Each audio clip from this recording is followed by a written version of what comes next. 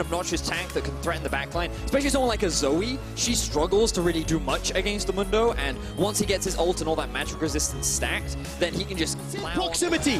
Smitty J is going to be the target. Thank you for the cheers there. As Smitty J continues to get dope here, Odo's going to be able to use that passive very, very well. Gets procced under the tower, and a flawless first blood for Splyce. This is a perfect setup. Both teams want to secure this red buff, and Sheriff and Promiscue are waiting in the wing. All right, boom, boom, boom. Odo is the target, and he get knocked up into the air, and he's just blown up, absolutely obliterated. You've got a strange sense of humor. I do have a very strange sense. Sweet summer child. But I want to bring us back to a question that I had right at the beginning of the game. This will allow them to pick up the first tower, and this will only be the third time in the 5 games they've played that Splyce got first tower and the bonus gold. H2K with that Infernal a few minutes ago. They picked up their second first dragon of the 5 games that they have played this split.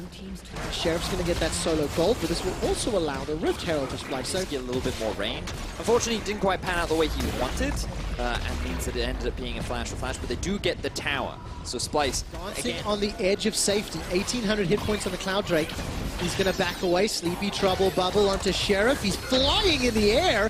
Manages to get knocked up by the Glacial Fissure as well. Here comes Odo. Whoa! Goodbye, Promise. And with a single item, Niski just one-shots. Is it, what is it when you go, Clay Pigeon is going to be terrifying. And then you also have Sheriff, who on the Xayah is going to be pretty strong, especially around this first item, second item point. So that they're going to get a Baron. Great shot. I'm confident. That's the thing you've always got to be careful of, because you don't need Baron to win the game, and the way in which Splyce are playing these side lanes. When you want to play the side lanes, when you want to play wave manipulation, as you mentioned, those are pretty good Drakes to have. And when you're fighting Peacocks, strongly turned, they're not getting in range to be turned on, and Splyce again. They're not fighting at all because they feel like they don't need to. It is a familiar Baron dance. H2K are rushing if they're going to be able to get this one down, unless Splyce can get in the pit.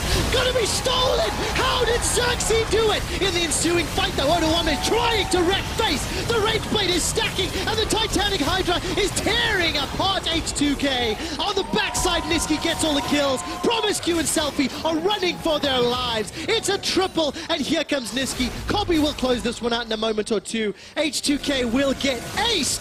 Kobbe takes him down, and Splyce in absolute control. H2K get dismantled by Splyce and lose everything. All 5 members are dead. Splyce secured the Baron, and they have their eyes set on the first inhibitor of the game. Oh man, death timers are fairly low actually. 10 seconds for Shook, Sheriff, Promiscue.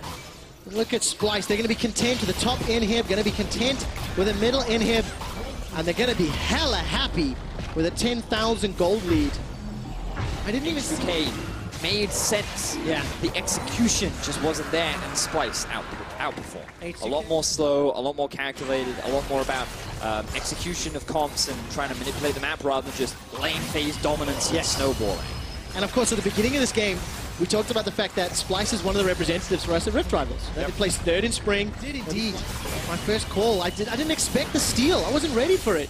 But I can guarantee you that this is the highest Baron power play that Splyce have had all summer, okay?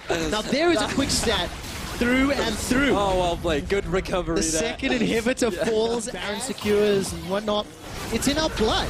Kasing says not a jot, and he flashes forward. Glacial Prism comes down. Oh, you're kidding! The inhibitor finally goes down. Thank you, Mr. Winion.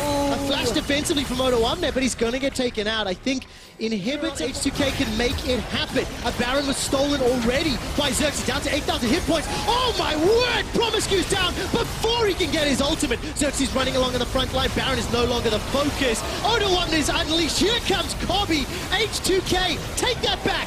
Easy to kill. Splyce get another ace. Splyce just ripped through H2K once again. They have all 5 members alive. The TPs are coming through, and the game win is in their eyes. Splyce find a fantastic victory. Look at the player cams. Xerxes is smiling from ear to ear. 0-0-10. Baron steal, and with Gale Force wins behind Splyce, they knock H2K out of the air.